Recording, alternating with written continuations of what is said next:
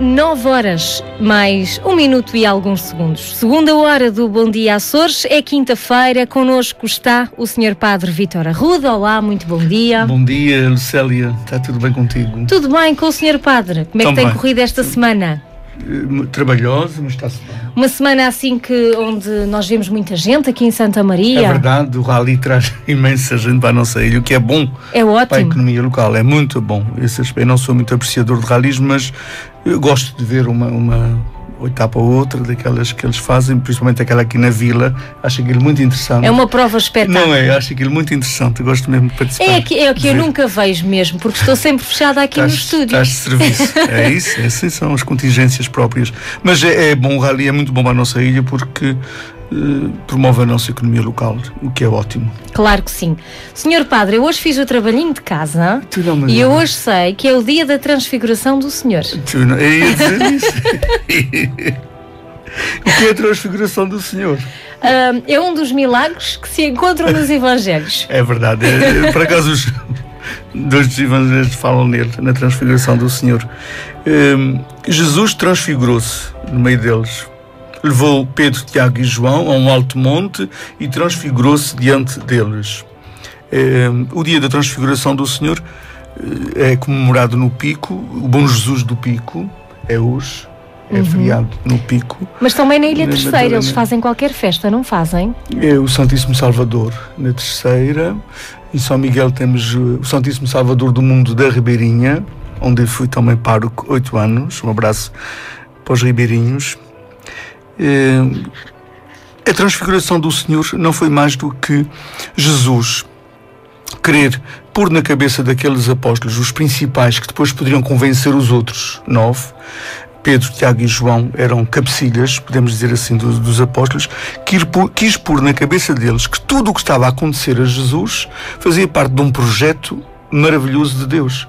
Portanto, Jesus, o sofrimento e a morte não tinham sentido em si mesmo. Jesus não sofreu por sofrer, senão a gente ia lhe chamar um nome na psicologia masoquista, não é? A pessoa que gosta de sofrer é claro. Um masoquista, portanto, uma pessoa desequilibrada, uma pessoa doente, uma pessoa que precisa de tratamento.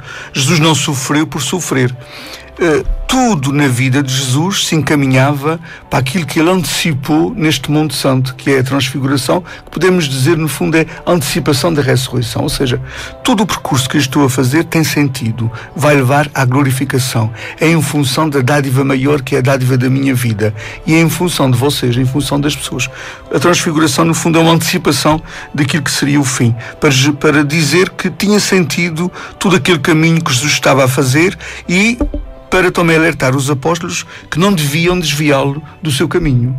Jesus era um teimoso de primeira, o que é ótimo para nós, para também não nos fazer desistir à primeira dificuldade. Jesus nunca desistiu, porque ele estava apaixonado por o Pai, apaixonado pela missão que o Pai lhe confiou e apaixonado pela humanidade. Jesus é um apaixonado, ele morreu apaixonado. E isso honra-lhe seja feita, ele morreu apaixonado, portanto, apaixonado por aquilo que estava fazendo. Ele morreu apaixonado. E é a melhor forma de viver. A melhor forma de viver e de morrer é viver e morrer apaixonado por um projeto, por um sonho, por um ideal, por uma pessoa, seja por o que for. É a melhor forma de viver. E Jesus viveu assim. E a transfiguração é um pouco mostrar isso aos apóstolos. Olha, eu estou aqui porque quero. Eu estou aqui porque quero. Eu quero isto mesmo para mim. Vocês aguentem-se. Até Pedro queria ficar lá, porque era mais fácil ficar ali já no depois, do que passar por aquilo. Quando eles descessem do monte, Jesus ia ser preso e morto. E Pedro diz assim: vamos passar à frente desses episódios e ficar já de vez no depois disto tudo. E Jesus diz: não, Senhor, temos que passar por aquilo tudo para chegar a isto. Isso só vem depois. No fundo, podíamos dizer, Jesus mostrou-lhes o último episódio. O autor principal da novela, ele mostrou como é que ia ser o fim, para a gente continuar a ver a novela e saber que o fim era bom, mesmo que ele tivesse a sofrer ainda muito. Normalmente nas novelas ou nos filmes os atores principais sofrem muito durante, e alguns filmes já fazem isso. No princípio mostra o fim e depois recuam e vão mostrar a história para chegar àquele fim. Jesus mostrou-lhes o fim, o último episódio, e diz: olha, aguentem-se, porque isto é que vai ser o fim. O fim não é a morte na cruz, não é o sofrimento, não é a paixão. O fim é isto. É esta glorificação, é esta cumprida da missão cumprida. E é isto que eu quero que vocês se aguentem.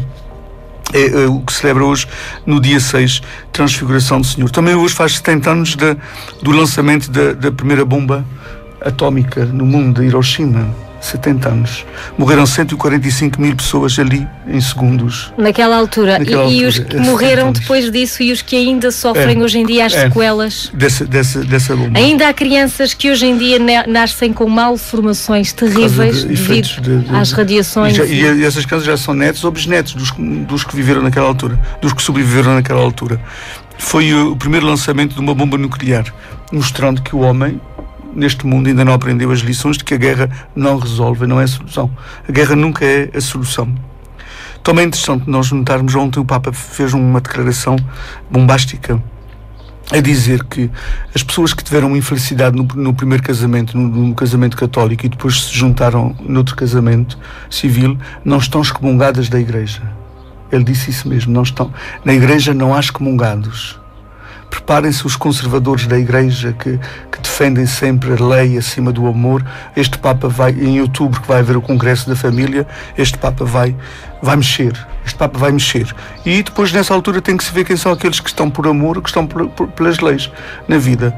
Porque quem não tem falhas, que atira a primeira pedra. Jesus também disse isso a respeito de uma pessoa que queriam condenar, queriam apedrejar. Todas as pessoas podem ter falhas e ninguém pode dizer desta água não beberei. Ninguém pode dizer isto. Portanto, e às vezes, quando as coisas não resultam, melhor é mesmo cada um para o seu lado e tem direito de tentar de novo. O Papa disse isso ontem na audiência na quarta-feira. Disse: ninguém na Igreja está excomungado, também os casados por civil. Não, é mesmo bombástico. Então não é, este homem está preparando já. É isso. Há pessoas na Igreja, e penso muito nisto, ainda ontem o Papa me fez pensar isso, até porque os textos que vamos conversar hoje um bocadito também falam nisso. Há pessoas que por qualquer coisa se afastam da Igreja, por uma frase que um padre disse diferente, por uma linguagem que o padre tem diferente. Para já é uma tolice, uma ignorância, uma pessoa deixar de ir à missa por causa daquilo que o padre diz. A missa não é o padre. A missa é sempre Jesus que a faz. O padre é um instrumento ali.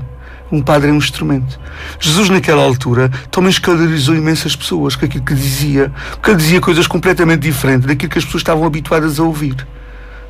E Jesus, a determinada altura, não tinha ninguém a segui-lo. E os apóstolos estavam lá à volta dele e ele diz: vocês também se querem ir embora? Olha que não vou mudar aquilo que digo. Não vou. Isso, o texto hoje fala nisso. Naquele tempo, os judeus murmuravam de Jesus por ele ter dito: eu sou o pão do céu. E diziam: não é ele Jesus, o filho de José? Não conhecemos o seu pai e a sua mãe? Como é que ele diz agora: eu sou o pão do céu? Eu desci do céu. Jesus respondeu: não murmureis entre vós. Ninguém pode vir a mim se o Pai que me enviou não o trouxer. E eu ressuscitá-lo-ei no último dia. Quem comer a minha carne e beber o meu sangue tem a vida eterna. E eu ressuscitarei no último dia. Jesus, estas palavras, neste discurso que ele está fazendo do pão da vida, estas palavras foram escandalizantes para as pessoas ficaram tão escandalizadas. Como é que a gente pode comer este homem? Ele diz que quer comer a minha carne. Como é que a gente pode comer este homem?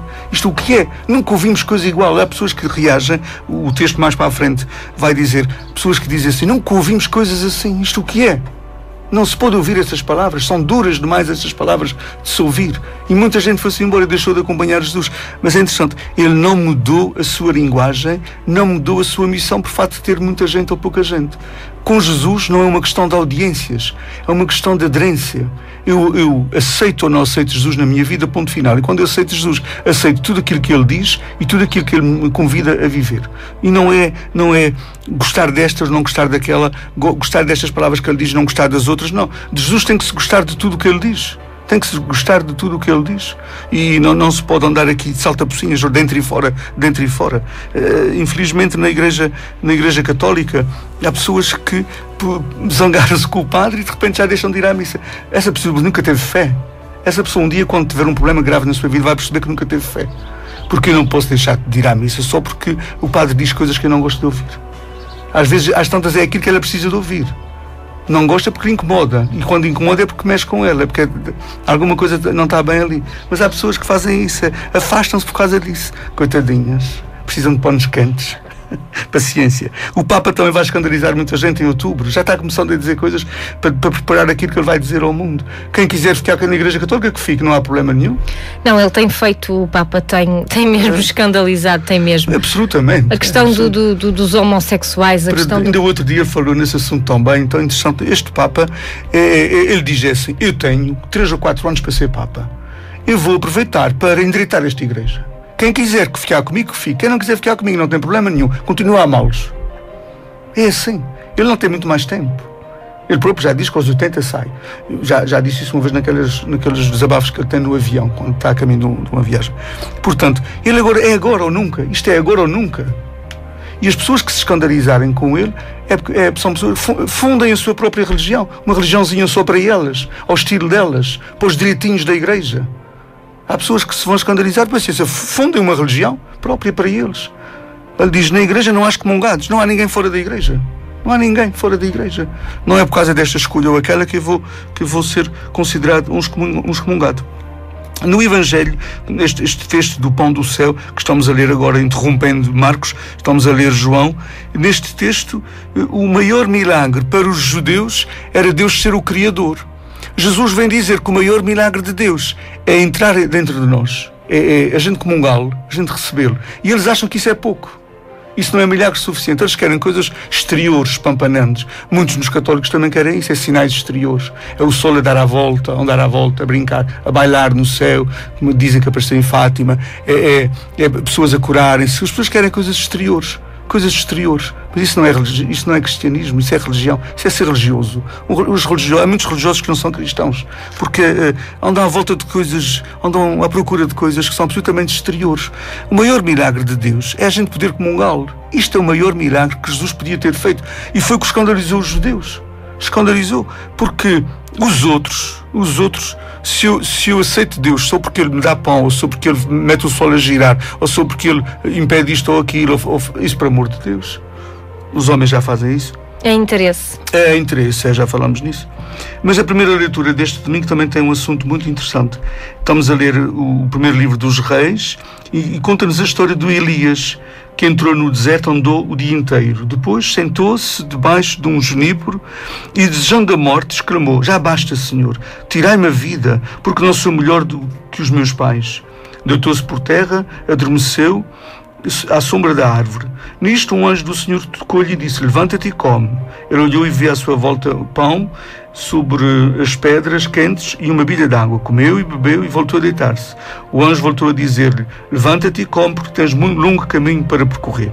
Elias levantou-se e comeu, e depois, fortalecido com aquele alimento, continuou a sua caminhada.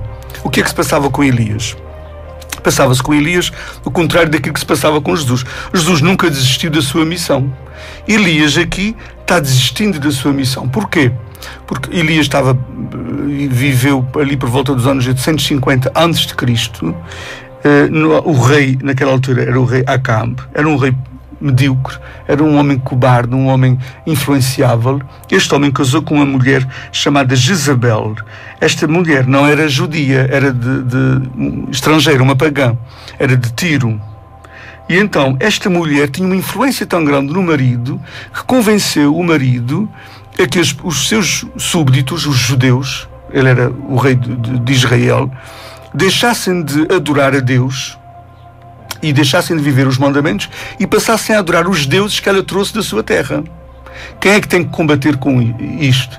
É o Elias, o profeta, a dizer: vocês estão enganados, o povo está enganado, vocês estão-se a desviar do caminho de Deus. Se vier depois algum problema, não diga que é culpa de Deus, que são castigos de Deus, vocês é que estão fazendo a escolha errada. Só que a Jezabel, quando percebeu que tinha um homem poderoso também contra os seus planos, ela tinha os seus planos, no fundo era fazer com que o país dela tomasse depois Israel, e era esse plano diabólico, e o profeta estava sempre alertando neste sentido. Esta mulher depois começa a perseguir Elias, para calá-lo, para que o povo não ficasse na dúvida e continuasse a aderir aos projetos dela. No fundo, ela é que era a rainha, porque o marido era um ela é que reinava? Ela é que mandava naquilo tudo. Ela que mandava, é. O marido era muito, muito pobre. Foi um rei que fica na história, precisamente, de Israel, como sendo do mais pobre, do mais cobarde, do mais influenciável, uma cana agitada pelo vento. E então o Elias, ela depois começou a perseguir Elias, prender Elias, queria matar Elias. E o Elias, o que é que faz? Foge. Vimos hoje ele fugir para o deserto e disse: estava cansado, basta, eu não posso mais, eu não quero saber mais da minha missão, mata-me, tira-me a vida, não Senhor, que eu não posso mais com esta mulher, não posso mais com esta missão que tu me deste. E pronto, deita-se que era para morrer. Vimos aqui, deitou-se para morrer. De repente, dentro dele, os nossos sonhos muitas vezes querem dizer de alguma coisa que não está bem dentro de nós, que estamos a fazer escolhas erradas. Os nossos sonhos também dizem-nos alguma coisa que nos vai acontecer amanhã, que a gente está preocupados com ela, e os sonhos começam já a revelar essa preocupação. E os sonhos dele disseram isso mesmo: não é para morrer, tu não podes morrer, tens é que comer, beber e continuar a tua caminhada. E o que é que Deus faz? Manda Elias outra vez para o meio do lobo, para a sua missão. Diz: menino, eu não te quero aqui a fugir da missão ali, e tu vais, já comeste, já bebeste, já fugiste, já descansaste aqui uns dias no deserto, agora voltas para a cidade da Samaria, voltas para Israel e voltas a cumprir a tua missão. É curioso, isto é tão interessante, porque os psicólogos dirão que a Bíblia tem uma psicologia do mais avançado possível, porque não era bom para Elias ele fugir à sua missão e à sua vida. Ele, no fundo, estava vivendo uma fuga, uma ilusão. Ele tinha que voltar para lá e continuar a sua missão. Com sucesso ou sem sucesso, não interessava. A missão dele, o lugar onde ele devia estar naquele momento, não era no deserto a fugir da sua missão e a deixar o povo à mercê de uma mulher que não tinha escrúpulos. A missão dele era voltar para lá. Voltar para lá. Era voltar para Israel e continuar a sua missão. Às vezes, nas nossas vidas, a gente acha que uma fuga vai resolver a situação. Que é o caminho mais fácil. Não, é o mais fácil. Às vezes um casamento, quando não está bem, às tantas a gente meter um filho aqui no meio vai resolver a situação. Às tantas a gente fizer uma viagem vai resolver a situação. Não é isso que resolve a situação. O que resolve a situação é a pessoa pôr-se frente a frente com a outra e falar o que tem que falar, discutir, brigar, não é, nunca chegar à pancadaria, mas brigar, discutir, conversar, ficar amuados, ficar zangados, mas o assunto tem que se resolver. Não é fugir, não é fingir que ele não existe, não é fingir que ele não existe, não é fazer uma viagem para resolver a situação, que é sempre a coisa que as novelas propõem, que a gente, naqueles idílios maravilhosos das novelas, uma viagem vai resolver a situação, vai viajar, ou engravida para resolver. É mais um problema que estás acrescentando ao teu problema. Não estás a resolver o problema. Estás a varrer para debaixo do tapete, mas a sujidade está lá. Não está resolvida. A sala não ficou limpa. Tens é que enfrentar a situação. O Elias também queria fugir. A Bíblia, estás a ver, de uma atualidade. E este livro, o Livro dos Reis, foi escrito, vê lá, ele viveu 800 anos antes de Cristo vir ao mundo. Há 2800 anos. Sim. E é de uma atualidade extraordinária. Nós continuamos com as mesmas fugas de sempre. Diante das situações, não. Eu tenho que enfrentar a situação. Eu não posso fingir que ela não está assistindo. Eu não posso fingir que... Eu não posso dizer: olha, vamos pôr uma... Também não gosto dessa expressão. Vamos pôr uma pedra no assunto e ponto. Vamos começar de novo como se não tivesse acontecido. Não é. Aquilo é mais um patamar, é mais um degrau da nossa relação. Imagina que foi uma infidelidade ou que foi uma situação menos boa no casamento. Não se pode fingir que aquela infidelidade não existiu. Vão dizer assim: o nosso casamento tem aqui o dia zero outra vez. Começa aqui. Uma nova etapa da nossa vida. Não é fingir que não existiu. Não é pôr uma pedra a fingir que as coisas estão bem. Não é. Olha, a gente quer reconstruir a relação. Vamos reconstruí-la. Mas vamos fazer disto a etapa zero. O momento zero da nossa relação e começar de novo. Aquela família que perdeu os 3 filhos e a gente ainda diz que tem problemas comparados com esses graves que o mundo tem. Aquela família que tem que fazer dali agora o dia zero da sua vida. É começar ali agora. Agora eles vão começar o dia 1, dia 2, dia 3, depois da morte de 3 crianças. Quando regressarem àquela casa e virem aqueles quartos ali vazios, de 3 filhos pequeninos, apenas um que ficou, é o dia 1 da vida. Mesmo que já tenham vivido 10 ou 15 anos juntos, é o dia 1. É o dia 1, agora é começar de novo. E agora é reconstruir, vamos reconstruir. Eu acho que não ficou 1, morreram mesmo os 3. Dizem que há mais uma criança que se salvou. E... Não é filha deles. Não é, era uma então... imigrante que vivia com eles em França, uma menina de 13 anos que veio. Tá bom. Os três filhos de 4, 8 e 12 faleceram. O pai está já livre de perigo, a mãe, o padre que fez o funeral diz que a mãe é uma mulher de fé e a fé vai ajudar a superar. A fé não suprime o sofrimento, a fé não finge que não existiu aquela situação na vida daquela mulher. A fé é uma força maior que vai ajudá-la a encarar isto dentro de um plano misterioso que a gente não entende bem. Não entende bem. Atenção, não ponhamos Deus na história. Não foi Deus que fez bater aquele caminhão e aquele carro. Não foi Deus. Houve ali alguma falha humana, houve ali alguma falha técnica para acontecer aquele... Porque se vais numa estrada que é neste sentido, supostamente não vais encontrar um carro no sentido contrário, não é? Se aparece um carro no sentido contrário, alguma coisa não estava bem ali. Portanto, não ponhamos Deus na história. Onde é que estava Deus naquele momento? Onde é que estava Deus naquele momento? Está ali a acolher aquelas crianças no céu e está ali a fortalecer aquela mãe e aquele pai e está ali a dizer que alguém fez uma escolha errada na condução. Está ali também a alertar nesse sentido. Alguém fez uma escolha errada. Deus, se é um carro que vem no sentido do outro, que vão bater, Deus não vai impedir que este carro magicamente não bata, vai desviar o carro. Deus não vai desviar carros. Ele vai bater mesmo. Eu percebo aquilo que o seu padre está a dizer. A pessoa tem que lidar com isto agora. Mas deve ser bastante complicado de aceitar fácil, e de lidar. Alguém falhou ali naquela situação e agora é o que estão averiguando. Porque é que aconteceu aquele acidente? Estão a averiguar isso. Mas Elias também queria fugir da situação. Portanto, este casal não pode fugir da situação deles. Agora é começar de novo. Não sei se eles vão ter forças, não se sabe. Vão precisar de muito acompanhamento. Isso é um facto. Agora é construir pedra sobre pedra. É como se desmoronasse uma vida e agora começar a reconstruir. Há uma reportagem no Expresso, exatamente com a fotografia do funeral, e que diz: perder um filho, da revolta à superação. Eles dizem que não há manuais de instrução para lidar com a morte de um filho.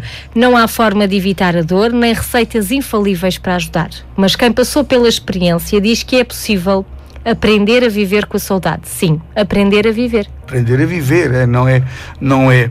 O sorriso nunca mais será o mesmo. Pois. Os natais nunca mais serão os mesmos. Os dias dos aniversários vão trazer muita dor, o coração vai sangrar muito. Amar é sangrar, isso é um facto. Portanto, não há hipóteses. Não há hipóteses de lidar com isto de uma forma assim superficial e airosa, não. É com muita dor, com muito sofrimento, e alguns não superam, alguns entram numa outra dimensão do foro psiquiátrico, que precisam depois de ajudas de outro nível. Mas o que as leituras deste fim de semana nos dizem é esta teimosia de Jesus em não desistir daquilo que diz e daquilo que é o seu projeto, é importante para nós, para percebermos que nós, mesmo em relação à igreja, mesmo em relação aos padres, mesmo em relação à missa, a gente não vai lá para ouvir aquilo que gosta de ouvir, a gente vai lá para ouvir aquilo que precisa de ouvir. E quando a pessoa reage, é porque alguma coisa na vida dela não está bem, porque está reagindo a uma coisa que mexeu com ela. Se mexer com ela é porque alguma coisa não está bem. Ela devia agradecer em vez de ficar revoltada ou zangada ou infantilmente, que muitas vezes infantilmente afastarem-se das Eucaristias. Na primeira leitura vemos um profeta que quer fugir da sua vida, está farto da sua vida, e Nosso Senhor dá-lhe comida e dá-lhe bebida e diz assim: agora volta para trás, tens que voltar para a tua vida, porque sou eu que te vais salvar. Eu não me salvo fugindo de nada nem de ninguém, salvo-me enfrentando as coisas. Às vezes é mesmo preciso nós tirarmos assim um tempinho. Foi o que ele fez, foi para o deserto, tirou um tempinho. Mas ele foi para lá com as piores ideias, viste, para morrer. Mata-me aqui neste deserto que eu não tenho pachorra para a minha vida. Não se... Este tempinho fez-lhe bem. Ele retemperou as forças, diz aqui, retemperado das suas forças, continuou a sua caminhada. É assim. As férias fazem-nos bem, não é? Fazem-nos muito bem, porque a gente retempera as forças, mas a vida toda, não é? O ano todo não é férias. Não teria lógica, não é? Nem nos faria bem e a gente fartava-se. Nem seria muito agradável estar sempre de férias. Portanto, tudo, na sua medida, tem sentido. E nunca fugir daquilo que a vida nos traz, mas enfrentar com a força que nós achamos que temos, e se não tivermos suficiente, pedir ajuda sempre a alguém, porque o alguém maior da nossa vida será sempre Deus. Vamos ao programa das missas deste fim de semana. Recordo que eu estou cá sozinho agora neste mês de agosto, portanto as missas têm horários diferentes. No próximo sábado teremos 3 missas. Às 18 horas em Santa Bárbara, às 19 horas no aeroporto e às 20 horas em São Pedro.